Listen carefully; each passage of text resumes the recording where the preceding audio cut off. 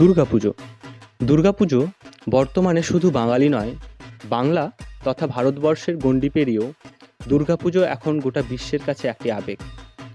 আপনারা সকলেই জানেন, কয়েক বছর আগে আমরা ইউনেস্কো ওয়ার্ল্ড হেরিটেজে ভূষিত হয়েছি এই দুর্গাপুজোর জন্য।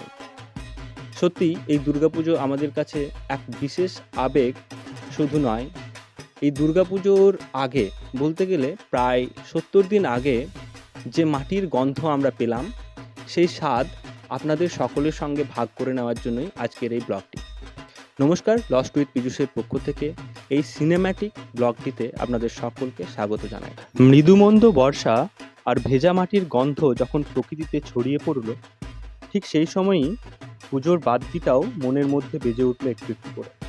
আর ঠিক তারই টানে আমরাও চলে এলাম কলকাতার গড়িয়া সংলগ্ন বৈষ্ণব ঘাটায়, যেখানে রয়েছে অনাথ বন্ধু স্টুডিও, অর্থাৎ প্রশান্ত পালের স্টুডিও। আপনারা সকলেই কম বেশি জেনে থাকবেন, বর্তমান প্রজন্মের মৃৎশিল্পীদের মধ্যে শিল্পী প্রশান্ত পাল বেশ কয়েক বছর ধরেই মৃৎশিল্পের জগতে একটি বিশেষ নজর কেড়েছে।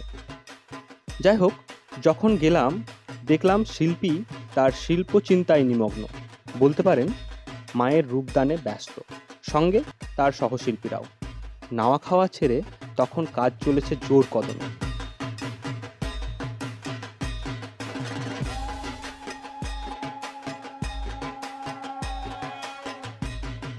অসাধারণ সব দুর্গা প্রতিমা, তাছাড়াও রয়েছে বেশ কিছু গণেশের মূর্তি, কালী মূর্তি ইত্যাদি, যা দেখে সত্যিই চোখ ছানা বড়া হয়ে গেল।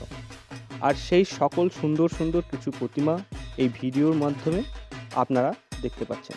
তবে সমস্ত প্রতিমাগুলো ডিটেলে পেতে ওপরে দেওয়া আই বাটনে আপনারা ক্লিক করতে পারেন। তাছাড়াও ভিডিওর শেষে প্লেলিস্ট থেকে অথবা ডেসক্রিপশন থেকে আপনারা সমস্ত পুজোর ভিডিও পেয়ে যেতে পারেন খুব সহজেই।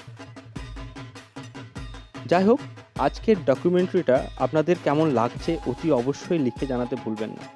তাছাড়াও যদি ভালো লেগে থাকে অতি অবশ্যই একটা লাইক এবং একটা সাবস্ক্রাইব করতে পারেন। ধন্যবাদ, ভালো থাকবেন সকল।